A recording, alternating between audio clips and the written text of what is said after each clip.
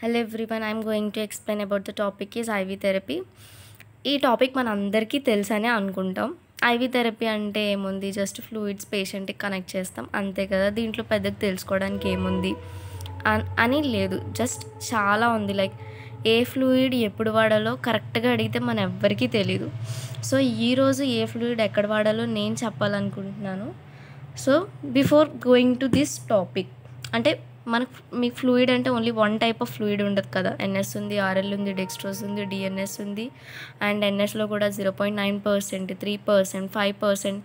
There are many concentrations are there where to use that we don't know. కాబట్టి ఈరోజు నేను ivy fluids ఏవి, NS ఎక్కడ వాడాలి, ఇదంతా నేను చెప్పాలనుకుంటున్నా. కానీ ఈ టాపిక్లోకి వెళ్ళే ముందు there are some basic things మనకు తెలియాలన్నమాట ఫస్ట్. అప్పుడే మనం తెలుసుకోగలం, ఈ టాపిక్ కూడా అర్థమవుతుంది.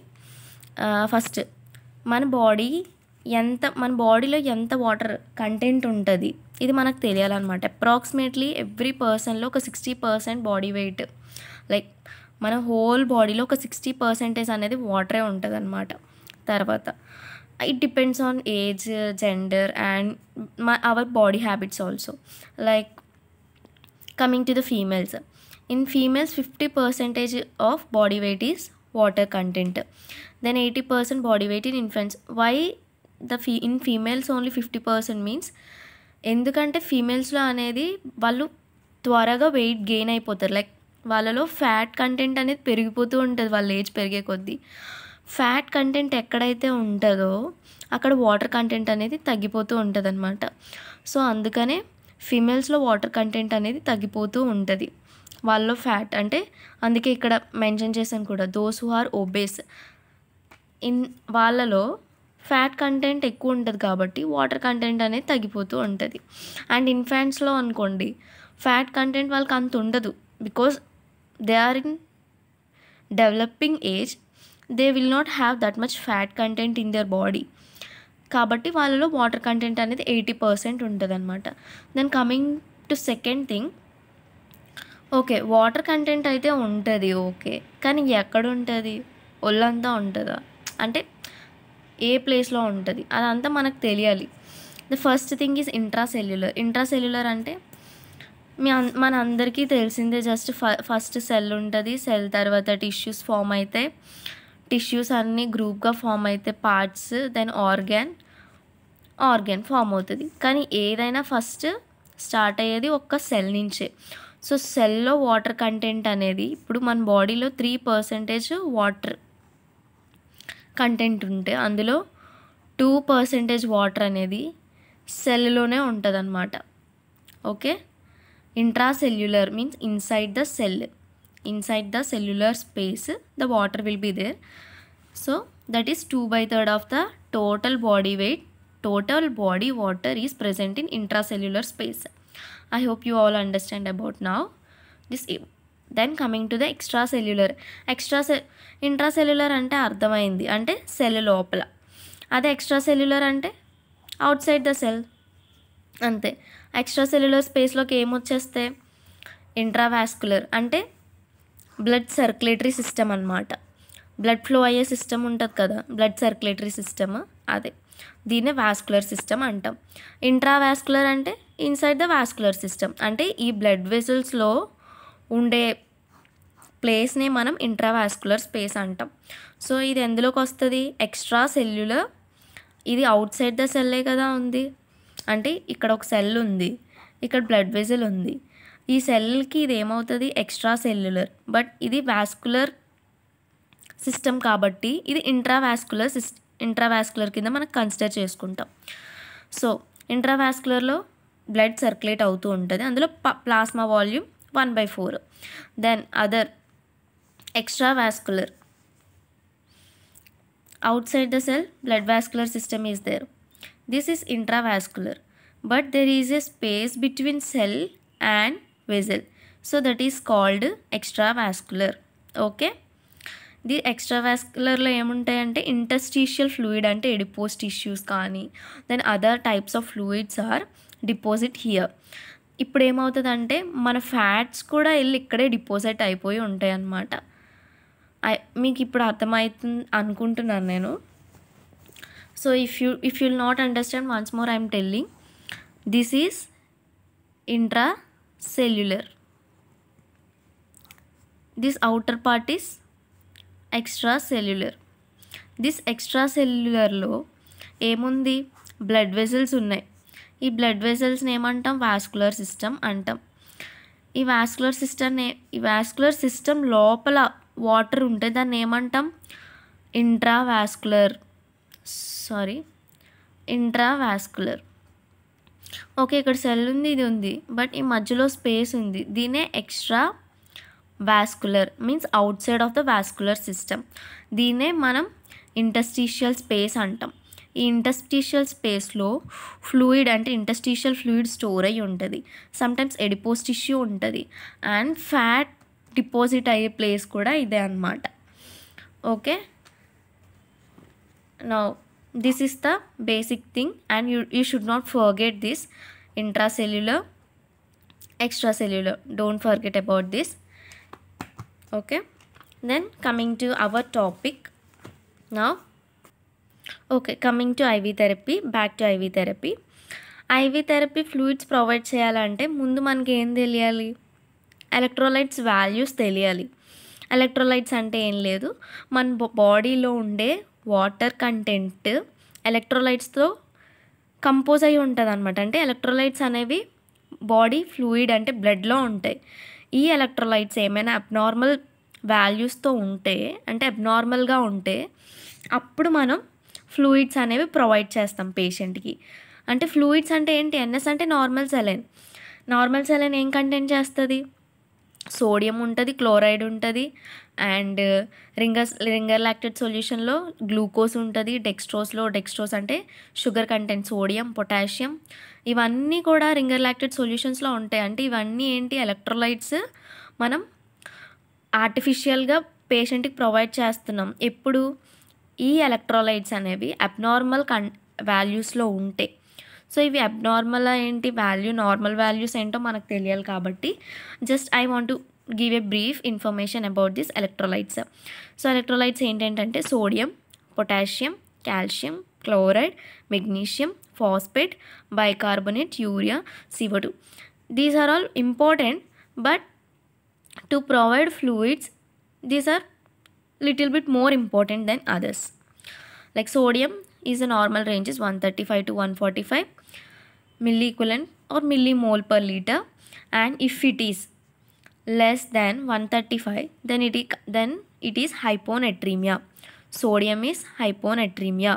If it is less than 135 milliequivalent per liter, అంటే సోడియం అనేది 135 కన్నా తక్కువ ఉంటే మన బాడీలో, దాన్ని అప్పుడు ఏమంటామంటే హైపోనెట్రీమియా అంటాం. ఒకవేళ సోడియం కంటెంట్ ఎక్కువ ఉందంటే దాన్ని అప్పుడు హైపర్నెట్రీమియా అంటాం. సో మర్చిపోవద్దు, ప్లీజ్ గుర్తుపెట్టుకోండి. 135 కన్నా తక్కువ ఉంటే హైపో అంటే మనకు తెలుసు అందరికీ తక్కువ అని చెప్పి. నెట్రీమియా అంటే సోడియంని రిప్రజెంట్ చేస్తుంది, natremia. So hyponatremia. If it is more then 145, hypernatremia. Okay, then coming to potassium, the normal range of the potassium is 3.6 to 5.2, 5.5. okay, if it is less than 2.5 milliequivalent per liter, అంటే potassium అనేది 2.5 కన్నా తక్కువ ఉంటే మనం బాడీలో, అంటే బ్లడ్లో, అప్పుడు ఏమవుతుంది? దాన్ని ఏమంటాం? హైపోకలీమియా అంటాం. If it is more then 5.5, hyperkalemia. Calcium, these are the normal ranges 8.8, 10.7 and hypocalcemia and hypercalcemia. And ఇవి మనం దీన్ని గుర్తుపెట్టుకోవడానికి నేను ఏ నిమోనిక్ ప్రిపేర్ చేయలేను, but we should remember these things because as we are in medical profession, we are working in hospital, we need to remember all, we need to by heart this and we need to remember. Okay, దీన్ని అయితే ఖచ్చితంగా గుర్తుపెట్టుకోవాల్సిందే. And అలా practice చేస్తూ అంటే హాస్పిటల్లో ఉన్నా, మీకు కాలేజ్లో ఉన్నా, మీకు ఇది ఇంకా అలవాటు అయిపోద్ది అనమాట. ఈ వాల్యూస్ ఇలా అంటే ప్రతిసారి రివైజ్ చేసుకుంటే హైపోనెట్రీమియా అంటే ఏంటి, హైపర్నెట్రీమియా అంటే ఏంటి, 1-10 సార్లు అంటే ఎవరైనా పేషెంట్కి ఫ్లూయిడ్ ఇచ్చినప్పుడు అలా ఎలక్ట్రోలైట్స్ చూడడం కానీ ఇలా చేస్తే మీకు హెల్ప్ అవుతుంది అనమాట. Here one masterpiece is there that I'm going to make another video, bicarbonate. This is fully confusion and this but main things sodium and potassium chloride, and these things you need to know for this IV therapy. Okay, I hope you know now you understand what is hyponatremia, hypokalemia and hypocalcemia.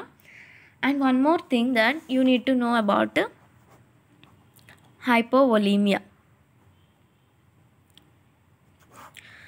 హైపోవోలీమియా అంటే ఎక్కడో విన్నట్టుంది కదా. హైపోవోలీమియా అంటే ఏంటంటే tissue perfusion ఉండదన్నమాట.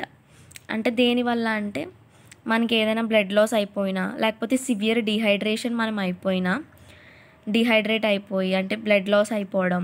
Dehydration ఎలా అయిపోతాం? Fluid loss ఎలాగా? Vomitings అయిపోయింది అనుకోండి, స్టమక్లో ఉన్న కంటెంట్ అంతా బయటకు వచ్చేస్తుంది, అప్పుడు మనం డిహైడ్రేట్ అయిపోతాం. అదే మోషన్స్ అయిపోతే ఏమవుతుంది? బాడీలో కంటెంట్ అంతా బయటికి పోతుంది, అప్పుడు కూడా మనం డిహైడ్రేట్ అయిపోతాం అన్నమాట.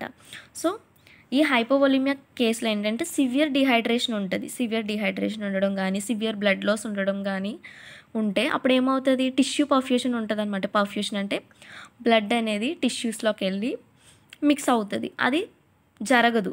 అప్పుడు ఏమవుతుంది? పెరిఫెరల్ అంటే ఈ కనిపిస్తున్నాయా చేతులు? పెరిఫెరల్ లైక్ వేలు, లైక్ పెరిఫెరల్ అంటే limbs, extremities, like at the end peripheral tissue perfusion జరిగి హైపోవోలీమియా కండిషన్ అనమాట.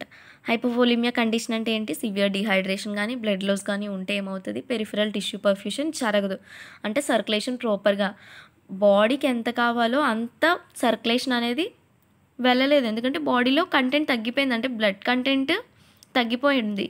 అప్పుడు ఏమవుతుంది? బ్లడ్ ఇన్యాడిక్వేట్ అంటే యాడిక్వేట్గా సప్లై చేయలేదు కాబట్టి డిహైడ్రేట్ అయిపోతాం అన్నమాట. అంటే సెల్కి తగ్గ సెల్ ఫంక్షన్ జరగాలంటే ప్రాపర్ సర్క్యులేషన్ ఉండదు కాబట్టి వీక్ అయిపోతాం, డిహైడ్రేట్ అయిపోతాం. ఇది హైపోవోలీమియా. దీనే హైపోవోలీమిక్ షాక్ అని కూడా అంటారు. ఎప్పుడంటే ఇట్ లాస్ట్స్, అంటే ఇంక పూర్తిగా ఈ కండిషన్ అనేది చాలా విపరీతంగా అయిపోతే అది ఏమవుతుంది? హైపోవోలీమిక్ షాక్ కింద లీడ్ చేస్తుంది. So these are the things you need to remember before going to know about the things what RL and NS. And one more thing also I want you to know, osmolality అంటే ఏంటంటే మన బాడీలో blood ఉంది, solute concentration ఫ్లూయిడ్లో per KG వెయిట్లో ఎంత concentration ఉందో చెప్పేదే ఈ ఆస్మోలాలిటీ. అంటే అర్థం కాలేదని నాకు అర్థమైంది. సొల్యూట్ అంటే ఏం లేదు, సాల్ట్ ఆర్ షుగర్. అంటే చిన్నప్పుడు చదువుకునే ఉంటాం, సాల్ట్ కానీ షుగర్ కానీ వాటర్లో మిక్స్ చేస్తే దాని కాన్సన్ట్రేషన్ చేంజ్ అవుతుంది. అంటే వాటర్కున్న కాన్సన్ట్రేషన్ చేంజ్ అవుతుంది, కాన్సన్ట్రేషన్ బట్టి సాల్ట్ ఎంతో షుగర్ ఎంతో మనం చెప్పొచ్చు అని చెప్పి. అలాగే ఇప్పుడు IV థెరపీకి వచ్చేసరికి ఆస్మోలాలిటీ అంటే బ్లడ్లో అంటే సోడియం కాన్సన్ట్రేషన్ కానీ, అంటే పొటాషియం కాన్సన్ట్రేషన్ కానీ, లేకపోతే మిక్స్ అయ్యే అంటే సొల్యూట్ మిక్స్ అయ్యే కాన్సన్ట్రేషన్ బ్లడ్లో, ఆ కాన్సన్ట్రేషన్నే ఆస్మోలాలిటీ అంటున్నాం అన్నమాట ఇప్పుడు. Okay, then coming to this. So IV therapy may consists of crystalloids, colloids and combination of both. అంటే క్రిస్టలాయిడ్స్ ఉంటాయి, కొలాయిడ్స్ ఉంటాయి. Based on their usage, based on their type, they are divided into 3: crystalloids, colloids and combination of both. Based on their used in clinical practice, they are classified into colloids, crystalloids and combination of both, and sometimes blood products also. So particularly like, and again this crystalloids will divide into 3: isotonic, hypotonic and hypertonic. Okay, now I will tell isotonic, what is hypotonic and hypertonic. ముందుగా క్రిస్టలాయిడ్స్ అంటే ఏంటో చెప్తాను వినండి. క్రిస్టలాయిడ్స్ అంటే small molecules అన్నమాట.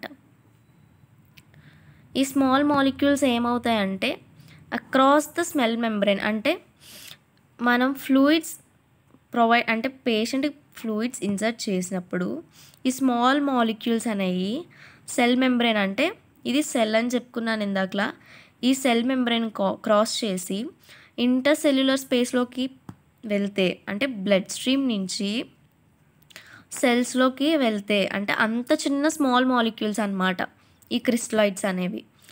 So allowing for transfer from the blood stream in to the cells and body tissues the small molecules. And అప్పుడు ఏమవుతుంది, this will increase the fluid volume. మనం ఎందుకు ఫ్లూయిడ్ ప్రొవైడ్ చేస్తున్నాము? ఫ్లూయిడ్ వాల్యూమ్ ఇంక్రీజ్ చేయడానికైనా. Fluid volume ఎక్కడ increase అవుతుంది మనం fluids provide చేస్తుంటే?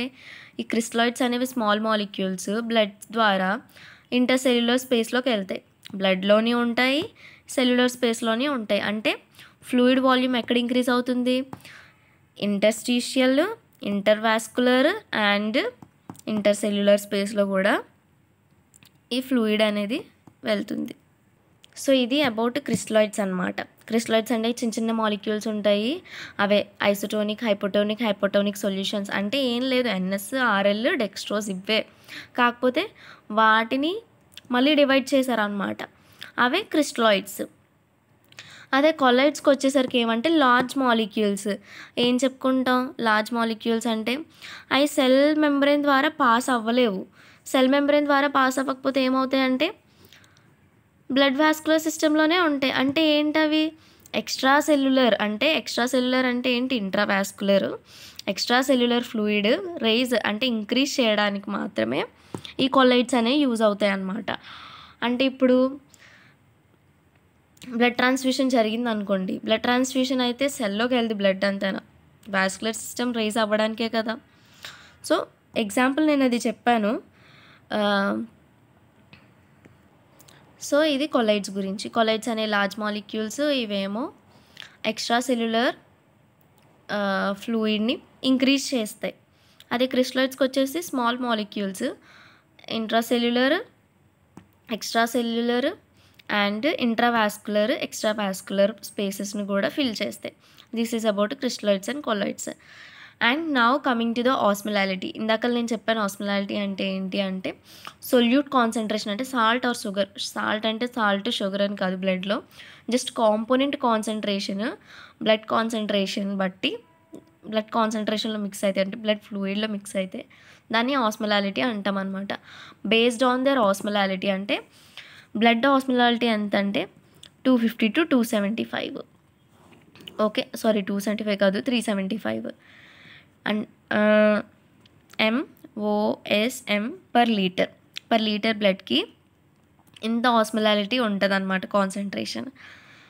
So here it is. Intravenous solutions are categorized into 3 types based on their osmolarity. I have already నేను చెప్పాను అనమాట. ఐసోటోనిక్, హైపోటోనిక్, హైపర్టోనిక్ అంటే ఏంటి?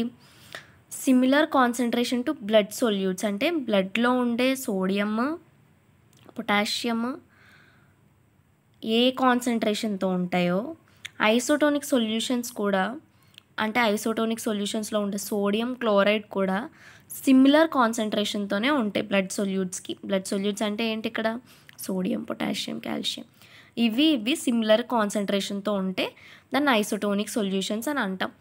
ఐసోటోనిక్ సొల్యూషన్స్ బెస్ట్ ఎగ్జాంపుల్ ఏంటి అంటే 0.9% NS, నార్మల్ సెలైన్.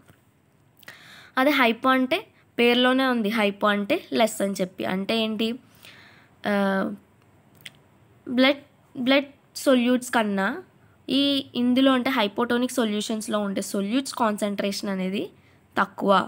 అంటే అప్పుడు బ్లడ్ ఐసోటోనిక్ సిమిలర్ అయినప్పుడు 0.9% NS అనేది ఈక్వల్ అయినప్పుడు, ఇప్పుడు హైపోటోనిక్ వచ్చేసరికి 0.9% కన్నా తక్కువనే కదా ఉంటుంది NS, అప్పుడే కదా హైపోటోనిక్ అవుతుంది.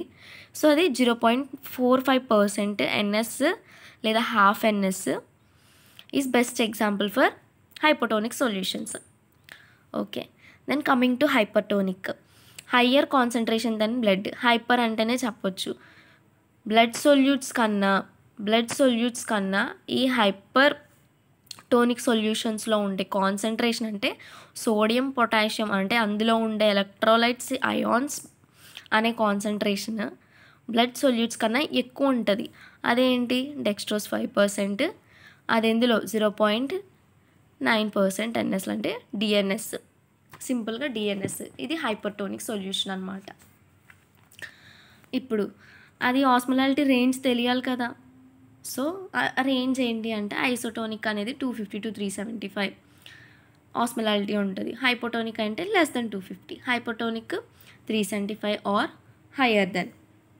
So this is about isotonic solutions, hypotonic and hypertonic. Isotonic అంటే ఓన్లీ NSఏ ఉండదు, ఐసోటోనిక్లో కూడా మళ్ళీ ఉన్నాయన్నమాట. అవేంటి 0.9% RL Ringer solution, 5% dextrose in water. So ఇదన్నమాట ఫస్ట్ ఏంటి 0.9%. ఇవన్నీ ఐసోటోనిక్ సొల్యూషన్ మాత్రమే. హైపోటోనిక్లో కాన్సన్ట్రేషన్స్ మారిపోతాయి, హైపోటోనిక్లో కాన్సన్ట్రేషన్ మారిపోద్ది. ఇందాకలా హైపోటోనిక్ అంటే డెక్స్ట్రోజ్ చెప్పారు కదా అనుకోవచ్చు. ఇది డెక్స్ట్రోజ్ 5% ఇన్ వాటర్ అనమాట. డెక్స్ట్రోజ్ 5% వాటర్లో మిక్స్ చేయడం వల్ల అంటే వాటర్ కంటెంట్ ఎక్కువ అవుతుంది కాబట్టి అప్పుడు అది ఐసోటోనిక్ సొల్యూషన్ కింద కన్సిడర్ అవుతుంది. అదే వాటర్ లేకపోతే ఏమవుతుంది, దాని కాన్సన్ట్రేషన్ ఎక్కువ కాబట్టి అది దేని కింద కన్సిడర్ చేస్తాం, హైపర్టోనిక్ సొల్యూషన్ కింద కన్సిడర్ చేస్తాం. So these are the 4 solutions are the isotonic solutions. Now I will explain one by one in next video.